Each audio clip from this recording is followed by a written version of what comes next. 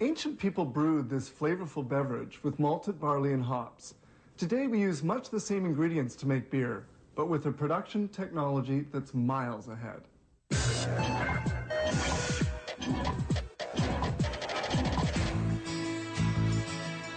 Beer has been drunk since 4000 BC in Mesopotamia. The Sicaru made it as a sacred beverage from grains but without hops. The Gauls and the Celts drank a beverage made with barley, wheat, and rye. During the Crusades, Europeans discovered spices and flavored the beverage with cinnamon and laurel. In the 15th century, Nordic peoples used hops as a spice, giving rise to the beer that we know today.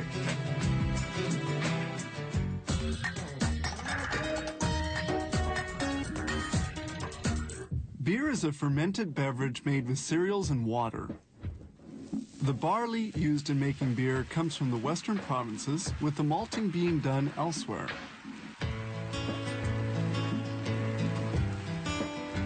The company has its own water filtration plant. It will be refiltered before being used to eliminate chlorine. This materials tank can hold 80,000 liters of water. Between 10 and 15 tons of malt and another grain are added. They use dark malt, which has been heat treated to a high temperature. The preparation will spend 2 hours here. An agitator prevents malt husks from settling to the bottom of the tank. Turbulence from the pumps during the transfer causes the formation of this protein foam. The wort is in the process of being extracted and will be boiled. About 5 hours have passed since the brewing process began. Here they draw off a sample since they'll make other control tests at various stages of brewing.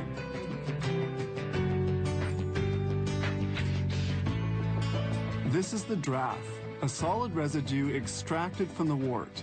It will later be used as cattle feed. Here's a close-up view of the draff. Then the liquid is filtered. Here's the filtration tank where the wort is separated from the malt husks. A sample is withdrawn from the wort heater to verify the density of sugars and the quality of the wort.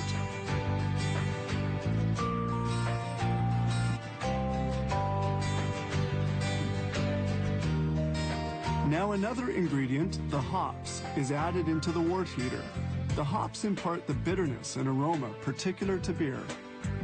The hops looks like this.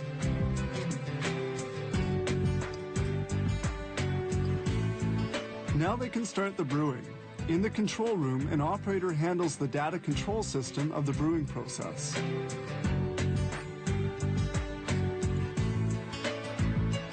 They add in the yeast, which starts off the fermentation, a process that lasts between 7 and 10 days. This foam indicates that fermentation has begun, and sugars will now transform into alcohol. Each fermentation tank is computer controlled to maintain a specific temperature. During fermentation, chemical reactions create the scum that we see. Now aged for 3 weeks, the beer is almost finished. We see here the bottling tanks.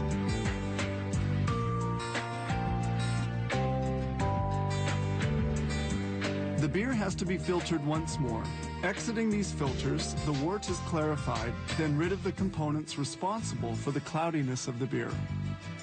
Here's the beer filtered a second time, and finally finished as a clear product. Used bottles are now washed. After their wash cycle, the bottles have become sterilized. Empty bottles arrive on this plate, ready to be filled. About 1,000 bottles a minute are filled while on the move.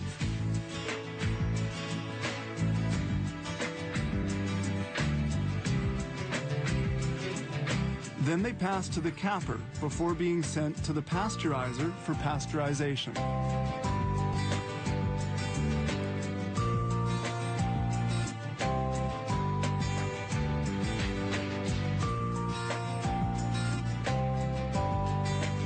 Only 2 steps remain. Labels are glued onto the bottles, then they're sent by the conveyor to be put into cases.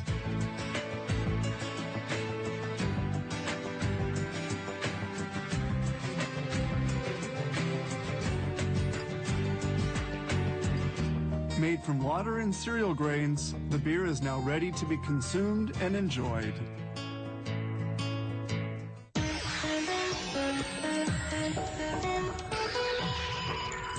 They say a picture's worth 1,000 words. I hope what you saw today speaks for itself.